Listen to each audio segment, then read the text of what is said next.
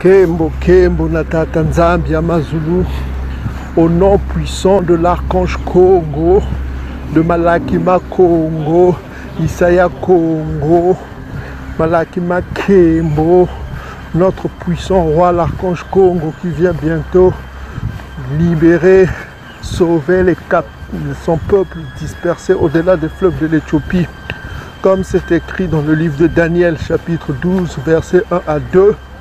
Et c'est confirmé dans Malachie chapitre 3, versets 1 à 5. Il viendra juger son peuple. Ok? L'ange de l'alliance arrive, mes frères et sœurs. Repentez-vous. Ok? Peuple du Dieu vivant qui est dispersé au-delà des fleuves de couches de l'Éthiopie et captif parmi les nations, comme c'est écrit dans le coma. Repentez-vous, bien-aimés frères et sœurs. Donc toujours pour vous nourrir avec le coma, nous allons continuer dans la sagesse de Bankaka, chapitre 7. Benantila Siracide, chapitre 7. Donc on dit ceci. Ne fais pas le mal et le mal ne te saisira pas. Éloigne de toi ce qui est injuste et l'injustice s'éloignera de toi, mon frère. Alors, qu'est-ce qu'on veut dire ceci? Il faut savoir que dans la vie, tout ce que tu fais, tu récoltes tout ce que tu fais. Tout ce que tu fais, tu récoltes toujours. Voilà, si tu sèmes le mal, tu récolteras le mal. Si tu sèmes le bien, tu récolteras le bien. Tout cela est confirmé dans d'autres écritures. Prenez note, notamment dans le livre, je crois, si je ne me trompe pas, Job chapitre 4, verset 8. Vous pouvez aussi voir dans Galates, chapitre 6, verset 7 à 8. Et cela est confirmé dans Proverbes, chapitre 22, verset 8. Et vous pouvez aussi bien lire dans Romains, chapitre 12, verset 15 à 21. Donc l'homme récolte ce qu'il sème. Si tu sèmes le mal, tu récoltes le mal. Si tu sèmes le bien, tu récoltes le bien. C'est la loi divine. Verset 2, on dit ceci. Mon fils, ne sème point le sillon de l'injustice, si tu ne veux pas récolter 7 fois autant. Donc on confirme les écritures que je viens de vous donner, que l'homme récolte ce qu'il sème. Verset 3, mon fils, ne sème pas dans le sillon de l'injustice, si tu ne veux pas récolter 7 fois autant. Ok? Voilà, on dit ceci. Verset 4, ne demande pas à Tata Nzambi le pouvoir, ni au roi, c'est-à-dire le roi Isaiah Congo, Malakima Congo, un siège d'honneur. Ok? Verset 5.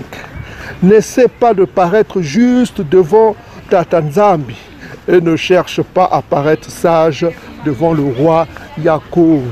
Ok? Voilà quoi.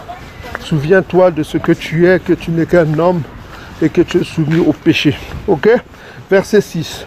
Ne cherche pas à devenir juge de peur que tu n'aies pas la force d'extirper l'injustice, de peur que tu ne sois intimidé en présence d'un puissant et que tu te mettes en péril, ton équité. Ok?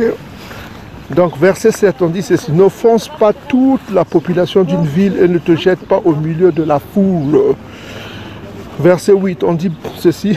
Ne lis pas 2 fois le péché, car même pour un seul péché, tu ne seras pas impuni. Voilà quoi. Donc cherche à purger tes péchés par la repentance que nous avons vu hier, notamment dans Proverbes chapitre 28, verset 13 à 14. Cherche à purger ton péché dans la confession de tes péchés et dans l'abandon de tes péchés et en vivant continuellement dans la crainte de Tata Nzambi bientôt. Ok? Donc ici on te dit que, verset 8, ne lis pas 2 fois le péché, car même pour un seul péché, tu ne seras pas impuni. Voilà quoi. Donc profite de la vie que tu vis, de la respiration que Tata Nzambi te donne gratuitement pour mettre ta vie en ordre, pour faire une introspection sur ta vie et mettre les choses en ordre avant le retour de l'archange Congo. Voilà quoi. Souviens-toi dans Malachie chapitre 3, verset 5, on dit bien ceci. Malakima Mbéli, c'est-à-dire l'ange de l'Alliance revient pour nous juger. Malachie chapitre 3, versets 1 à 5. L'ange de l'Alliance vient pour juger son peuple bantou. Et on a montré les critères du jugement. Voilà quoi. Ne fais pas du mal aux étrangers, ne mens pas. Voilà quoi. Et toutes ces choses. Ne fais pas les mariages interraciaux, c'est une abomination. Voilà quoi. Malachie chapitre 2, versets 11 à 12. Tous ceux qui font les mariages interraciaux seront exclus de la maison de Yacouba. Voilà, Malachie chapitre 2, versets 11 à 12. Et vous pouvez aussi voir, notamment dans Néhémie chapitre 13, verset 27. Vous pouvez lire ces écritures chez vous ou voir nos vidéos sur Odyssée. Allez sur Odyssée, vous avez le lien dans la description de cette vidéo et de toutes les vidéos. Ok, donc verset 9, on dit ceci. Ne dis pas, Dieu considérera la multitude de mes dons, quand je les offrirai au Dieu tout très puissant, il le recevra. Donc dans le péché, il ne faut pas te dire que voilà, j'ai devant moi le Dieu miséricordieux, il pardonnera mes péchés. Non, mets ta vie en ordre, repens-toi avant que tu sois détruit, parce que lui, il ne badine pas avec les pécheurs. Vous pouvez le lire dans Ésaïe chapitre 13, verset 9. Ok? Ou bien vous pouvez le lire aussi dans Ésaïe 66. Il vient pour tuer les pécheurs, 15 à 18. Donc on dit ceci. Ne sois pas pusillanime dans ta prière et ne néglige pas de faire l'aumône. L'aumône, on a vu ça hier, il faut penser à ça, la libéralité donnée aux pauvres bantous. Verset 11. Ne te moque pas de l'homme dont le corps est affligé, car il y en a qui abaissent et qui élèvent. Donc ne te moque pas des gens qui sont dans le malheur, quoi. Ok? Ne forge point de mensonges contre ton frère et ne fais point pareille chose contre ton ami. Donc ne sois pas médisant, quoi, en disant le mal des autres en secret, ok? Et ni dans les pensées, même quand tu as des mauvaises pensées à l'égard des autres, c'est déjà une mauvaise chose, mes frères et sœurs. Ok? Verset 13. Garde-toi de dire aucun mensonge, car le mensonge continu ne tourne pas bien. Verset 14. Ne bavarde pas dans la compagnie des vieillards et ne répète pas les choses de ta prière. Donc ne fais pas une prière répétitive. Michel avait déjà dit dans Matthieu chapitre 6 comment vous devez prier. Ne répétez pas les mots vains, tout ça comme ça. Voilà quoi, dans ta prière. La vraie prière, il faut te souvenir que la vraie prière, c'est quoi? La vraie prière, c'est Luc chapitre 18, versets 7 à 8. Voilà quoi, il faut crier nuit et jour pour la vengeance contre les Ngoï. Il faut prier tout nuit et jour. C'est ce que Yakongo recommande dans la prière. Vous pouvez lire Luc chapitre 8, Luc chapitre 18 plutôt, je crois. Oui, Luc chapitre 18, versets 7 à 8. Voilà quoi. La prière d'un élu bantou, c'est crier vers Yakongo de toute l'injustice que son peuple a subie. Ok? C'est ça la vraie prière. De prier pour la vengeance. Ok? Vous pouvez lire aussi dans Apocalypse chapitre 6, le confirme. Donc on dit ceci. Garde-toi de dire aucun mensonge, car le mensonge continu ne tourne pas bien. Ne bavarde pas dans la compagnie des vieillards et ne répète pas les choses de ta prière. C'est ce qu'on vient de dire, verset 14. Verset 15. Ne hais pas les laboureurs pénibles, ni le travail des champs institué par le Très-Haut, Tatanzambi et tout. Verset 16. Ne te mets pas parmi le plus grand nombre de pécheurs. Souviens-toi que la vengeance ne tardera pas. Verset 17. Humilie profondément ton âme, car le feu et le ver sont le châtiment de l'impie. Ok? Voilà quoi. Verset 18.